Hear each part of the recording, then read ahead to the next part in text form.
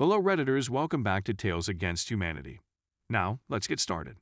In today's episode, be a jerk, then you don't get the house.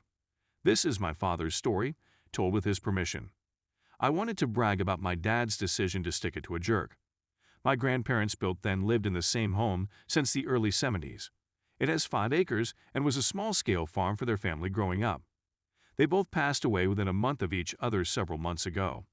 Their kids, my parents, aunts and uncles, didn't need the home, and none of their kids, my siblings, cousins nor I, could afford it. It was in a trust, so all siblings needed to agree to make price, etc. Most just wanted it to be sold quickly, so they could move on with their lives. They spent a couple months cleaning the property and house up, repairing anything minor, then put it on the market.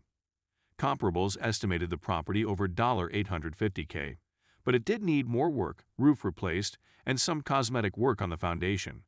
Wiring was updated back in the early 2000s. There were a couple people showing interest, but no serious offers for a couple months.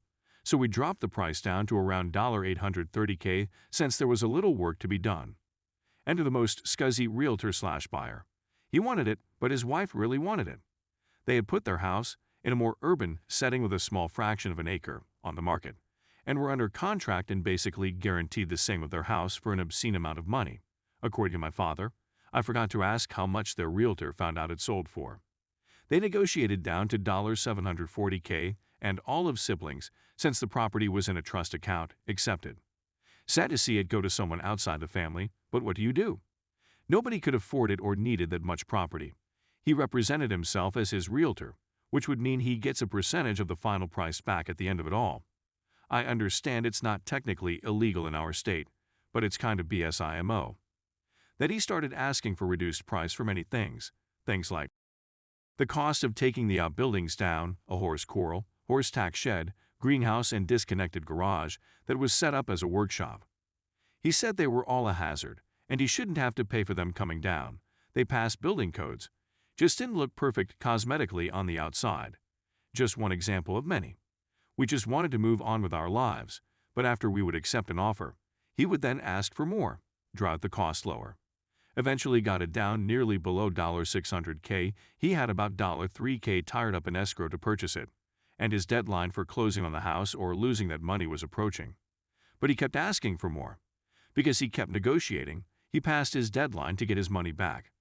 Asked for $580K, then my father snapped. And I've never seen him snap. I've never seen him get petty. But I'm glad he did. He called a nephew who has horses but wanted more property for adequate training and riding space. Couldn't afford what it was actual with, so he had passed on it before. My father asked if they would qualify for the last accepted price, just over $600K, and they did. All the Sublime agreed, so they declined realtor dude's offer and said, never mind. We won't sell to you, through the realtor, of course. So the jerk loses his $3K, doesn't get the house, and doesn't have a home at all. He apparently really thought he would get my grandpa's house, so his house was closed on, and he would have to move out very soon. To say he was is an understatement. Our poor realtor had to be the gatekeeper, but she at least took satisfaction in pointing out to him that it was his own fault he didn't get the house. We have to wait until the realtor guy signs the termination paperwork, which he's delaying, since that was all he has left to try and stick it to our family. But Grandpa's house is staying in the family once that final date passes, less than a week left. My parents may not have sold the house for what it was worth, but it was worth sticking it to that guy. Screw him. Update. The jerk gave up and signed the paperwork yesterday. So my cousin will begin the buying process Monday. Thank you for the laughs, encouragement, awards, and horse puns, everybody. Made my day. Story 2. Pettiest plus, one against an obnoxious theater kid. When I was 16, I studied performing arts at college.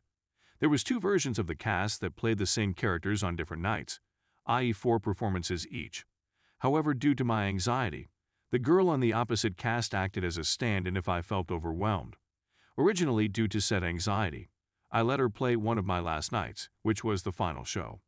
And it turned out the writer of the play showed up for this performance and she caught wind of it the day before. I would have not minded her doing the last night until the stand-in said, "Tilda, yeah, our tutor probably booked him the final show as he's wanting to showcase the best people playing the characters Tilda," that rubbed me wrong way. So I went to my tutor and told him I felt fine to play that evening instead of her, and I got to perform that last night. She was not happy, El Mao. Story 3. About 5 years ago, my company brought in an individual to see if my position was no longer needed. I passed with flying colors. Not to give too much info away, I was hired at an organization as a job title of basically helper. Well, for someone who was supposed to just be helping, I had a ridiculous amount of work. Almost all of my coworkers were huge technologically illiterate boomers, so I actually sort of thrived this as a very useful person. For example, one guy would spend half his day copying items and passing them into another program we use. He didn't even use Control-C, Control-V. He would right-click, then copy, then go into the Files menu or something and insert copied item from clipboard.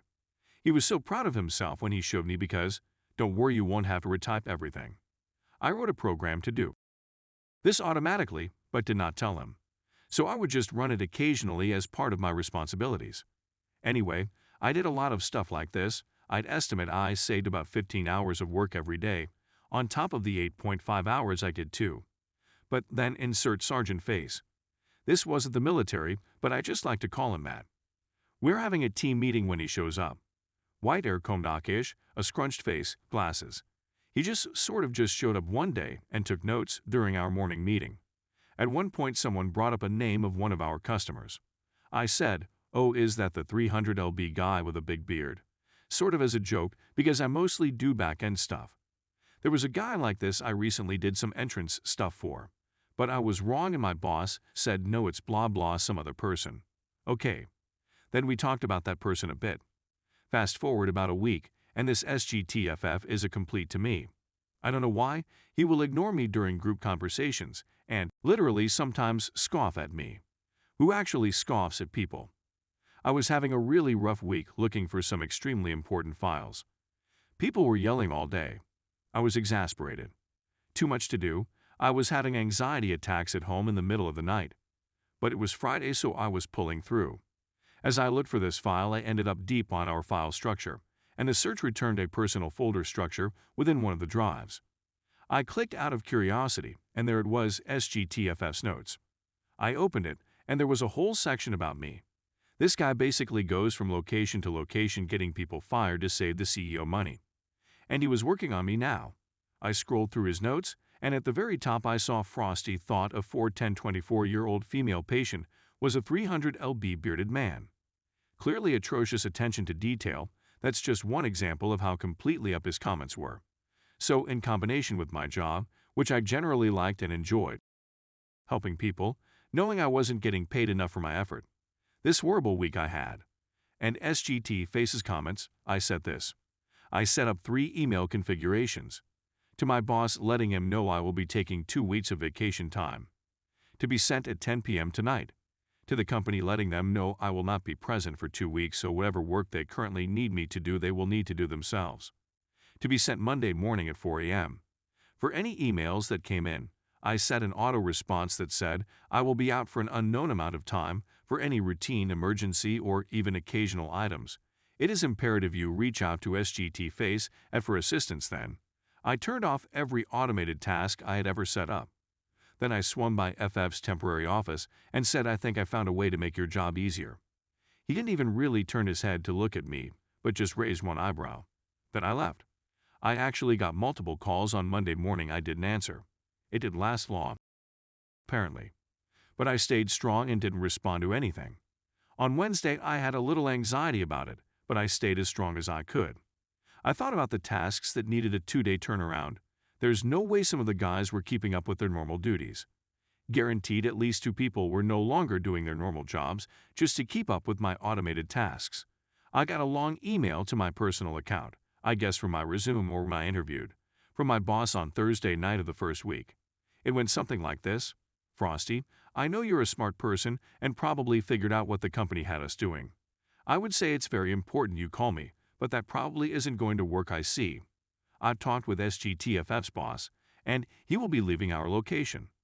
I explained our progress meetings seem to be going in the wrong direction, and that you are one of our most valuable employees here. I am sure you are probably looking at other jobs at this point, or maybe you have even started one. I hope not. If you could please reach back to me, I would like to offer you a raise. It has become very apparent how useful you are around here. I hear about it every day, believe me. So I came back on Monday with a $10,000 raise and SGT face out of my face. My boss apologized again in person and said he didn't get a say in it. I think it's a little weird he could have a say after I left, but not before. But I sort of get it. Story 4. This just in. As I walked up to my friend's building, I could see there was a small line waiting to use the interphone to buzz in. At this place, you need a fob or be buzzed in to be able to take the elevator to the floor you want. I waited outside a few minutes for the crowd to clear and started to enter, when this woman on a cell phone brushes past me and goes to the panel. I can hear her conversation. She asks what the code is and then types it in. She gets a busy signal. She tries again and a third time, but still busy. She asks her friend why it wasn't going through if she is able to talk to her now. Her frustration is now evident. I realize that the person she has on the phone is the person she is trying to buzz, so of course she is getting a busy signal. My internal debate only lasted a few seconds before settling on watch and wait. She tried to buzz several more times, not even once glancing at me to see if I wanted to try. Eventually someone walks out and so she walks in. I buzz my friend and then walk to the elevators where I find the woman is waiting. The elevator arrives and we get on. She presses a floor button but doesn't notice it doesn't light up. I press my floor and we start up. As we pass the floor, once she realizes it's not lit and my floor is about 20 above the one she wanted. She asks, no demands, that I buzz her to the other floor, but I say I'm just a visitor too. She's talking, mostly to herself, about whether to get out and take the stairs or go back to ground floor. So she gets off with me and tries to call her friend, but it's busy.